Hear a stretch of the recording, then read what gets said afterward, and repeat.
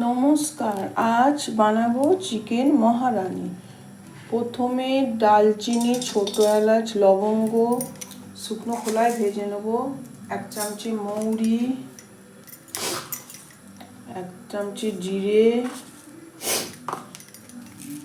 আর 1 চামচি ধনে আর কটা শুকনো লঙ্কা দিয়ে ভালো করে এটা শুকনো খোলায় ভেজে নেব। নিয়ে ভেজে ঘুরিয়ে নেব।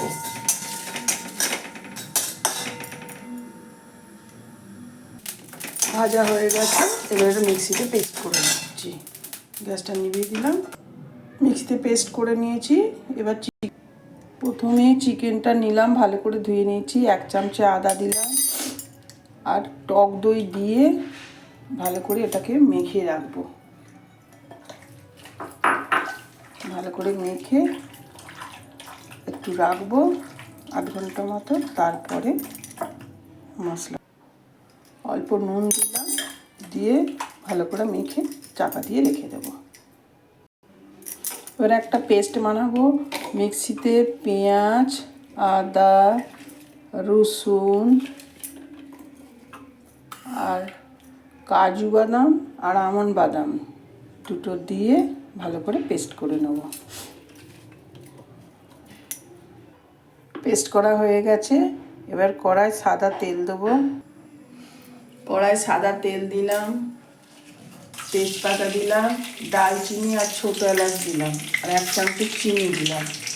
মশলাটা একটু হলে গরম হলে তারপরে এই পেঁয়াজ, আদা, আমন্ড বাদাম, কাজু বাদাম, কাঁচা লঙ্কা, রসুন এটা দিয়ে দেবো। এবার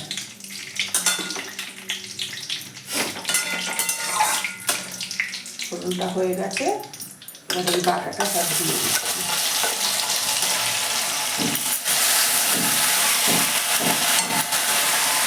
ভালো করে মশলাটা কষে তারপরে ম্যারিনেট করা চিকেন।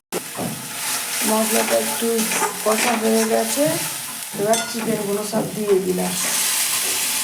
ম্যারিনেট করা চিকেনগুলো দিয়ে দিলাম, দিয়ে ভালো করে কষবো। নাড়াচাড়া করে কষবো ভালো করে। আর একটু নুন দিলাম। এবার কষা হয়ে এসেছে, একটু দুধ দিলাম। এবার ভাজা মশলার গুঁড়োটা দিলাম, জিরে, ধনে, ছোটো এলাচ, ডালচিনি, লবঙ্গ সব ভেজে রেখেছিলাম, গুঁড়োটা দিয়ে দিলাম। একটু নাড়াচাড়া করে কসুরি মেথি আর ধনে পাতা দিয়ে নামিয়ে নেবো। হয়ে যাবে চিকেন মহারানি। রাইস, পোলাও, রুটি সব এতে খেতে ভালো লাগবে। একবার ট্রাই করে দেখবেন বাড়িতে। কসুরি মেথি দিয়ে দিলাম, একটু ধনে পাতা দিয়ে দিলাম। এবার নামিয়ে নেবো। হয়ে গেছে চিকেন মহারানি।